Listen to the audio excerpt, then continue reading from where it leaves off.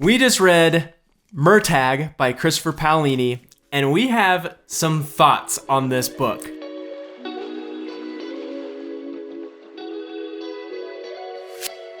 High expectations. What was it like when we dove into it? How long did it take us to read it? What we recommend to other people, whether they've read Eragon, maybe not. There's a lot of interesting thoughts. We loved the Eragon books when they were first released, like 12 years ago. A zillion years ago. Correct. And we were so excited to jump into Murtagh and find out what did this have in store. We bought it when it released. We were like so pumped to dive into it, to read about it, because there's like so much to that Murtagh story that you don't get in the first 4 books. You just get this little inkling of who he is, and now is an opportunity to learn more about him. And what did we think? We were a little bit disappointed when we first started. One of us was a lot disappointed. A lot of it disappointed. Oh man. Why were you disappointed? I was disappointed because I feel like the plot was severely lacking. I feel like trying to connect this Murtagh to the Murtagh that I saw from the first 4 books wasn't there for me. And like I said, one of the reasons that I wanted to read this is to learn more about Murtagh, to learn more about Thor and this powerful dragon that was like raised by Galbatorix. And I don't know, it just felt like we were just discovering these brand new rider and dragon that have never done anything before. And well, Murtagh was one of my favorite characters in the original books. Like, he was super cool. Absolutely. Like, he was like this occult, scary, like he was the evil arm of Galbatorix that would go out and defeat Eragon in battle, and it was intense. And you just expected that to continue. Yeah, he was super legit at fighting with magic and all these things. And then you get to this book, and it's a huge turnaround, like that he's not really good at magic. He only knows like 5 or 6 words of magic. Yep, and he's okay at fighting sometimes. Really good at it when it matters. He could take out like 12 guys, no big deal when he needs to, and then other times it's like 3 or 4 people is just too much. I know. So doesn't make much sense. If you've seen our books our show where we talk about the first half and second half as we react to the book, we definitely tear into the first half of the book, and I want to talk about that first half first. And those other the reaction videos, the other reaction videos we have earlier on the channel are spoiler ridden. We basically tell the whole plot of the story, we react to it. So if you're reading it, go ahead and read those. This is our spoiler free review. So we talk through like the things that we enjoyed overall from a plot perspective. I'm gonna some spoilers maybe. There are going to be spoilers in this review. So not too many. We'll warn you when they come up. Plug your ears when they come up. Plug your ears, close your eyes, but don't turn off the video. No, but this first half, it just really bothered me. I was so bored by it. And I remember you telling me during this book that you had to skip back 5 chapters because you had zoned out for so long. I did. It was hours, I think. And I was like listening to the book, but I wasn't really taking in anything at all. Well, I had even told you at one point, like, I know we're at the same point, and so what did you think about this? And you looked at me completely blank-faced. And you're like, what are you talking about? Yeah, that sounds like exactly what happened. And it's a pretty good description of the first half of the book. I know. Well, it's because he just goes on this quest. And to me, it felt a lot... We describe this as very video game-like feel. Yep. Where he gets told by a character in the book that you've got to go on this quest. And you've got to go on a journey to do this, and this. Yeah. And you know what he does? He does this, and that. He goes out, there's a one-line, one-track quest where it's like, this just go straight through this. I know. I nearly wanted to skip through that part of the book and just say, like, I'm ready for the second half. Like, I know he's going to do all this stuff. Let's just get it over with. And interestingly enough, as part of the review, if you had skipped straight through, you would have missed nothing. Yeah. You would have had a great story, like, already. Yeah. You could have skipped straight from the opening scene to 300 pages into the book and not missed anything. Yeah, and the book is 600 pages long. That is literally half the book. Yeah, you could have, though, because there's nothing of evidence that, like, actually happens in the first half that affects the second half more than like that first scene and then sprinkled like the last little bit of it in the 250 pages in. I really do feel like he wrote this book for the second half of the book. Yes. Like the first half is just filler. It's that fluff that you put in your essays when you just need a longer essay. That's what it felt like to me.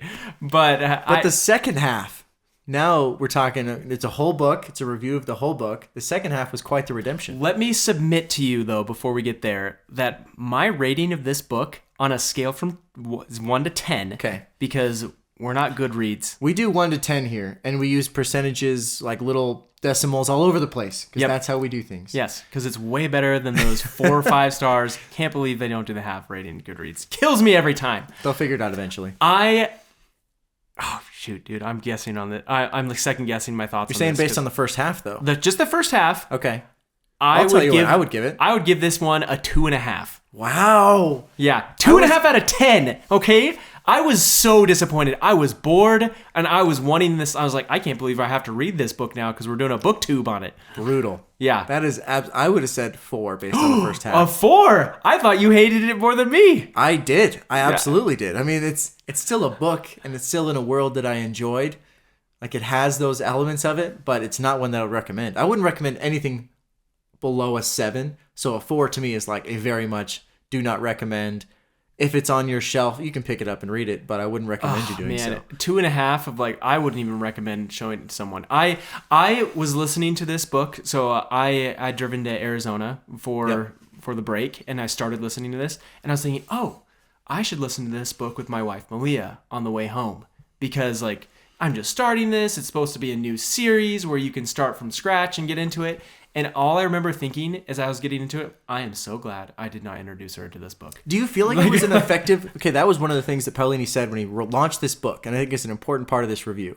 He said that this would be an introduction to Alagasia, to the system. Do you think it did a good job of that? I think it did too good of a job. I think it was like a Wikipedia page. It was just so boring. This is why I was saying this about like introducing Malia to it, is because I like to introduce her. She's not a massive fantasy fan, but if this had been a book that I'd shown to her, like, hey, maybe you should listen to this with me, she would have been even more turned off to fantasy for months because of this. Like, ouch. Yeah, I know. That sounds like a 2.5. It is a 2.5. And so I would say good introduction, as in it has a bunch of information in it, but it read like a Wikipedia page. He just gave you tons of random facts about things, did a lot of telling instead of showing.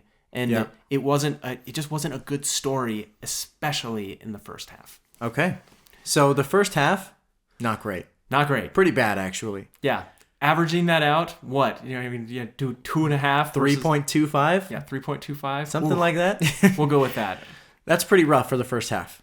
Yeah. Second half, though. They had us in the first half. Yeah. Not going to lie. Yeah, they did. And we were worried in the first half. We're like, okay, come on. But the second half has a big turnaround. And that was a turnaround that we thought would be a miracle if it could turn around that much. We mentioned this in our reaction. We were like, if it doesn't absolutely do a 180, I don't know if I'm going to finish this book. Yeah, I know. But I was so grateful because this book actually turned around enough that I was excited to come back and listen to more. There were page-turning moments in the second half way in excess of what I felt in the first half. Oh, yeah. The first half was I was forcing myself to go to the next page. Yeah, and I was happy to have that because all of a sudden what it changed is I was learning about the world in a way of him. Instead of just telling me about it, I was experiencing it through Murtagh, and he was experiencing the whole he was discovering stuff. Yeah, and you're discovering it alongside him, so it's still a mystery. Like, it's not like, and this is how it all went down, and that's an important part of the story. He's exploring the creepy city with the creepy witch, and like it smells weird, it looks weird. Spoiler. Yeah, but only slightly. Yeah, there are going to be more spoilers. So the second half was significantly better. You met some new characters. I feel like in the first half it was just like everyone's just kind of a side person that you kind of meet and then forget about completely. So there's some better character development in the second half. You get to meet some people that are actually of consequence. I think that's important, because you feel like you're actually diving deeper into a story versus just turning pages to check a box.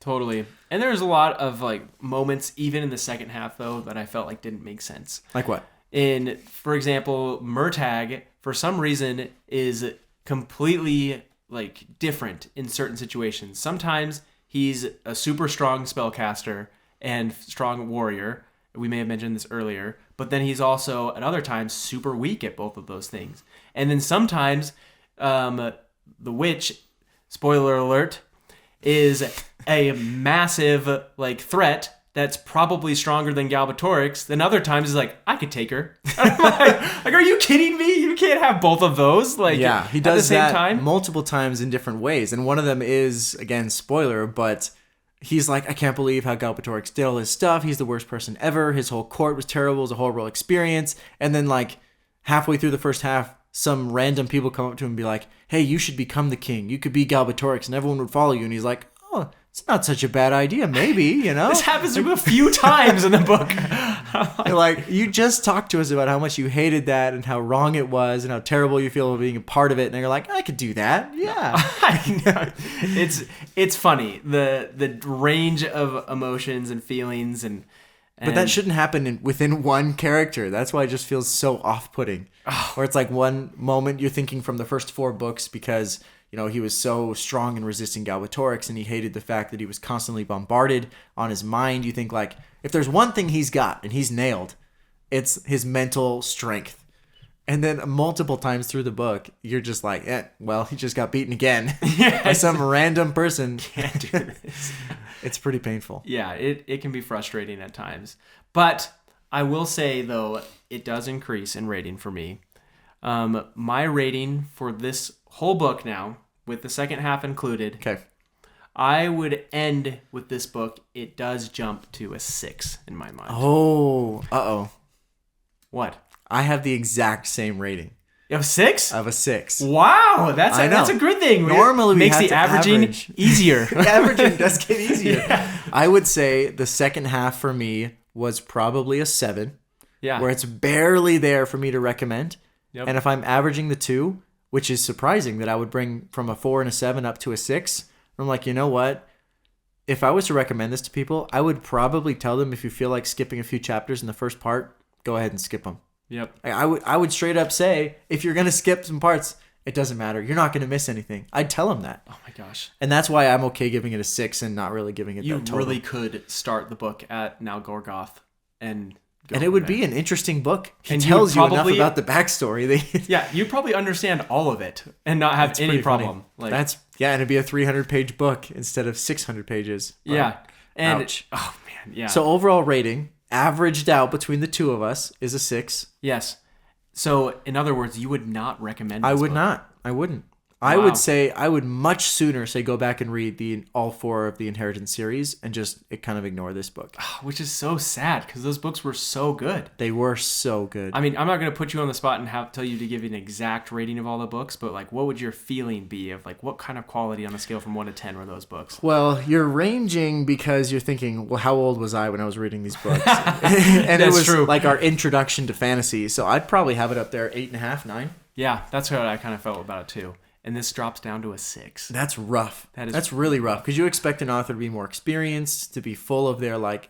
There's such a huge fan base to this that you'd expect him to have spent a serious amount of time with some serious like other authors and assistants and helpers to like truly build out what the limitations are, what the world is like. And that world building element, I think, is huge these days in fantasy. Did he not have any alpha or beta readers at all? He did have an advanced reading copy sent out to some people. Not to me, because we're not big enough yet. Well, I mean, I don't know if this is only Sanderson that does this, but I know that some authors will go through and they'll send their copy out to the readers and see if they're getting the intended reactions. And did he not realize that in the first half? If he had sent it to us, he would have got some seriously He would have got some serious reactions. Yeah, he would have been like, well, I'm just going to have to send this right back to you after I read the first few chapters and just try that again. Yeah, seriously. But, yeah, he didn't send it to us, which, you know what? We are huge Eragon fans. Yep. Huge. So if he wants to send us book 5 first, we will give you honest feedback. I'll tell you what. Yep. I know we did rag on Murtagh. So, Chris, I'm sorry.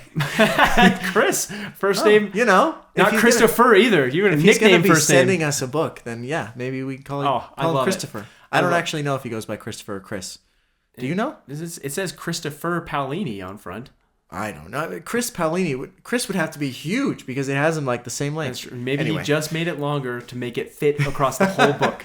Yeah. You never know. You never know. But I would say that though. And by the way, when he says book 5, Christopher Paolini has mentioned that technically this is a book 5, but he doesn't consider it book 5 of the Eragon series. It's the 5th book he wrote, in that world, but it is not the 5th book in the series. Yep, which he also alluded to that he plans on writing a book 5, which we will review. We will review. I think, and that is interesting though. This book hasn't ruined us enough that we wouldn't want to look at another Christopher Paolini. No, absolutely not. There is enough strength and power in the Inheritance series. I would absolutely read the next book from him. Yep. So hopefully, if he writes another book, the Eragon series, which will take place after Murtagh, which he says, that we'll enjoy it enough to want to read more. But if he doesn't do good again, I could be a strikeout for me. But well, hey, if he's willing to send us an advanced copy, maybe that'll help.